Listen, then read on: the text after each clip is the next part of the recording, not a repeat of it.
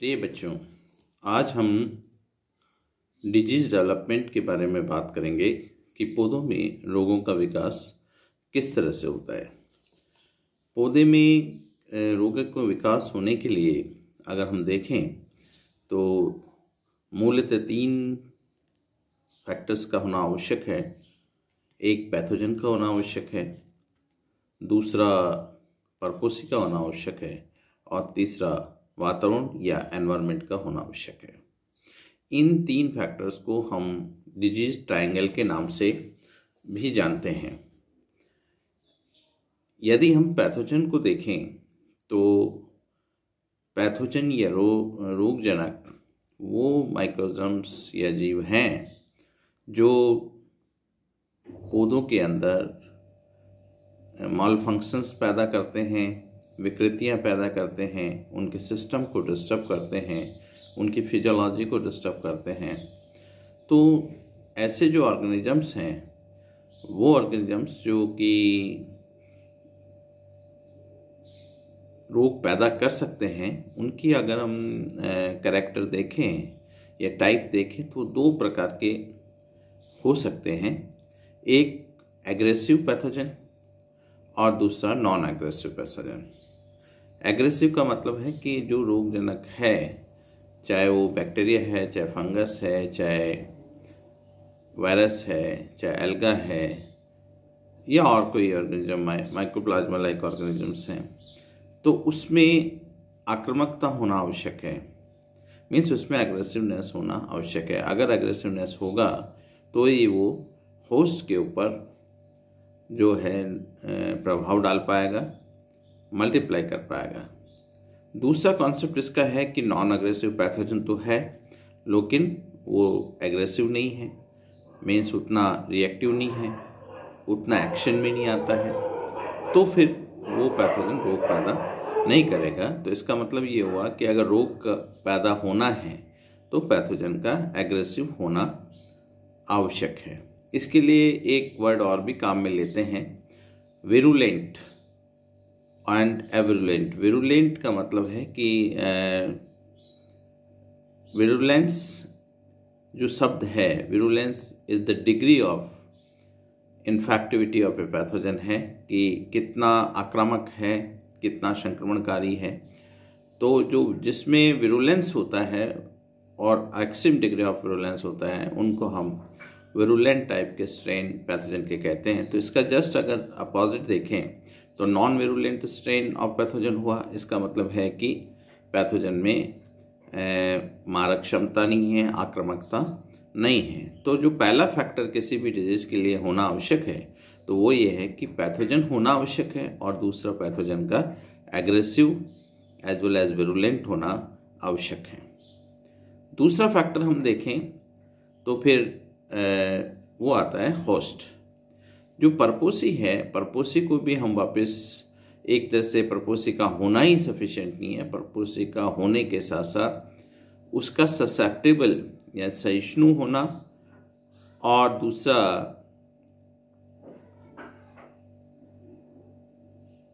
दूसरा इसका पार्ट होता है वो होता है अससेप्टेबल या असहिष्णु होना, या रेसिस्टेंस भी उसके अंदर कह सकते हो आप।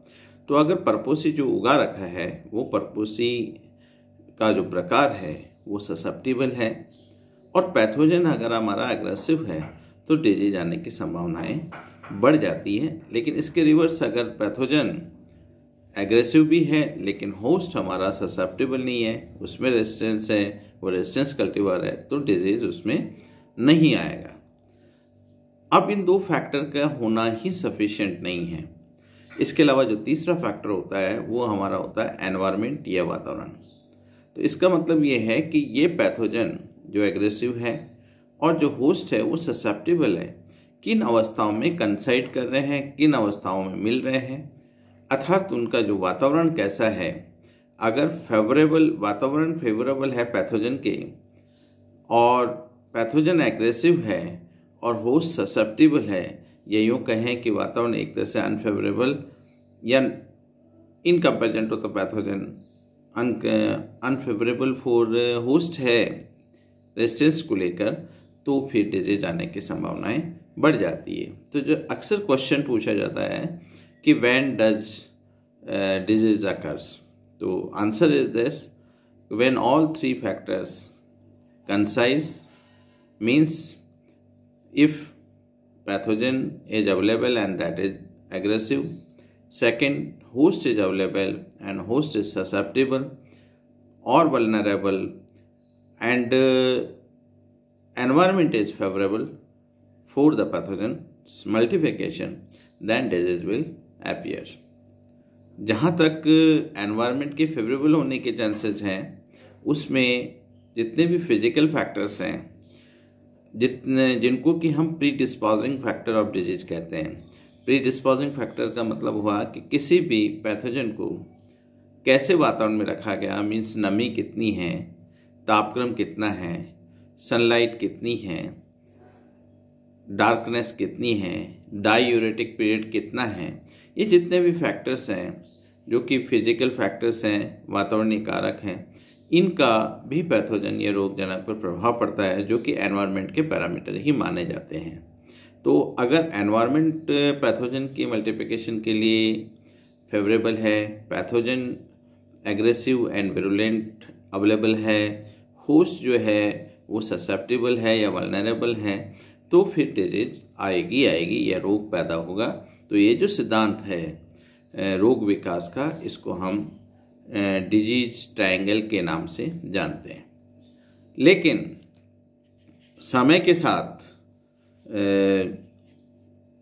स्टीवेंज 1960, वैंडर प्लैंक 1975 एंड जैडॉक्स 1972 वैज्ञानिकों ने कहा कि रोग के विकास होने के लिए ये 3 फैक्टर ही काफ़ी नहीं है, मीन्स डिजीज ट्रायंगल ही सफिशिएंट नहीं है, बल्कि उन्होंने एक चौथा फैक्टर और डाला, और उस चौथे फैक्टर को उन्होंने जो है बताया कि ये टाइम है। उन्होंने कहा कि पैथोजन को होस्ट पे इन्फेक्शन करने के लिए कितना टाइम मिल रहा है, या जो फेवरेबल टाइम कंडीशन है वो कितने टाइम तक रह रही है, होस्ट की जो ससेप्टेबिलिटी पीरियड है वो कितना रह रहा है, या पैथोजन की इन्फेक्टिविटी है उसमें इंक्यूबेशन पीरियड कितना है। तो उन्होंने कहा कि ये टाइम फैक्टर है, वो टाइम फैक्टर भी डिजीज के डेवलपमेंट के लिए बहुत ज़रूरी है। अगर वो अप्रोप्रिएट टाइम का तीनों फैक्टर्स अवेलेबिलिटी नहीं है, मीन्स जितने टाइम इन्फेक्टिविटी पैथोजन की बनी रहनी चाहिए उतने टाइम पैथोजन की इन्फेक्टिविटी बनी हुई नहीं है। नंबर 2, जितने समय तक प्लांट को ससेप्टेबल होना चाहिए या वल्नरेबल होना चाहिए उतनी देर के लिए प्लांट ससेप्टेबल या वल्नरेबल नहीं है। या जो एनवायरमेंटल कंडीशंस हैं जिसको हम प्रीडिस्पोजिंग फैक्टर्स कहते हैं, which are favourable for the plant as well as for the pathogen, वो कितनी देर तक अवेलेबल है, उसमें भी टाइम फैक्टर कहीं न कहीं आ जाता है। तो इन्होंने कहा कि डिजीज के डेवलपमेंट में चौथा फैक्टर टाइम भी बहुत ही इम्पॉर्टेंट है। कि सपोज कीजिए एक सीड स्पोर जर्मिनेट होता है, तो स्पोर जर्मिनेट होकर जर्म ट्यूब बनाने में कितना टाइम लेगा, उस टाइम क्या एनवायरमेंटल कंडीशंस होनी चाहिए। जब जर्म ट्यूब बन गई तो फर्दर उसका जो माइसिलियल ग्रोथ है, वो इन्फेक्शन हाइफी है, वो इन्फेक्शन हाइफी पेनिट्रेशन में कितना टाइम ले रहा है, और पेनिट्रेशन के लिए जितना टाइम ले रहा है उस टाइम पीरियड के अंदर स्टोमेटा खुले हैं कि नहीं हैं, वातावरण कैसा है, मॉइस्चर उस टाइम अवेलेबल है कि नहीं है। ये सारे जो फैक्टर्स हैं, उन फैक्टर्स में के बेसिस पे उन्होंने कहा कि टाइम भी डिजीज डेवलपमेंट के लिए एक बहुत ही इम्पॉर्टेंट फैक्टर्स है। और उन्होंने कॉन्सेप्ट दिया जिसमें इन 4 फैक्टर को जोड़ा। उन्होंने इसको कहा डिजीज पिरामिड्स। मीन्स 3 फैक्टर तो आपने ट्रायंगल के ले लिए, पैथोजन ले लिया, होस्ट ले लिया, एनवायरनमेंट ले लिया, और चौथा पॉइंट उन्होंने इसमें जोड़ा, दैट वाज टाइम। अगर हम पिक्चर के हिसाब से देखें तो इसमें आप देखिए हमने एक ट्रायंगल बनाया है। ट्रायंगल के ऊपर ही ऊपर हमने लिखा है पैथोजन। पैथोजन का 2 टाइप लिखा है, विरुलेंट, एविरुलेंट, एग्रेसिव, नॉन एग्रेसिव। इसी तरह नीचे का जो ट्रायंगल बनाया है, कोना है, उस पे एक पे लिखा हमने होस्ट। होस्ट का favourable, susceptible and non susceptible लिखा, या vulnerable, non vulnerable. Vulnerable term का तात्पर्य होता है कि extreme degree of susceptibility of the host, means जैसे ही पैथोजन वहाँ पहुँचेगा, जैसे कि होस्ट उसको लेने को तैयार है, अगर इस तरह की स्थिति बनती है तो उस स्थिति को हम वल्नरेबिलिटी कहते हैं। तीसरा पॉइंट हमने इसमें दिखा रखा है वो एनवायरनमेंट है। एनवायरनमेंट का मतलब है कि उसमें जो होस्ट है, उस होस्ट की जो ससेप्टिबिलिटी और पैथोजन की एग्रेसिवनेस है, उसके लिए फेवरेबल जो मॉइस्चर चाहिए, जो टेम्परेचर चाहिए, जो पीएच चाहिए, या सनलाइट चाहिए, डायूरेटिक पीरियड चाहिए, all those dispersing factors are available, तो ही डिजीज आएगी। तो इस तरह से 3 फैक्टर्स जिनको हमने मेनली माना कि रोग विकास में महत्वपूर्ण है प्रारंभिक काल में, उसको हमने डिजीज ट्रायंगल का नाम दिया। उसके बाद में वैन प्लेक वगैरह ने कहा कि टाइम फैक्टर्स भी बहुत इंपॉर्टेंट हैं। तो टाइम फैक्टर्स में टेट्राड देखिए, इसमें हम 3 नीचे के जो बेस लाइन्स हैं उसके ऊपर हमने एक साइड में एनवायरनमेंट लिखा है, एक साइड में होस्ट लिखा है, एक साइड में पैथोजन लिखा है, और इनके ऊपर परपेंडिकुलर इन लाइन्स को मिला के और टाइम को बीच में जगह दी है कि इन सब चीज़ों के होते हुए भी अगर टाइम प्रॉपर नहीं है, राइट टाइम नहीं है, तो फिर इन्फेक्शन आने के चांसेस नहीं होंगे।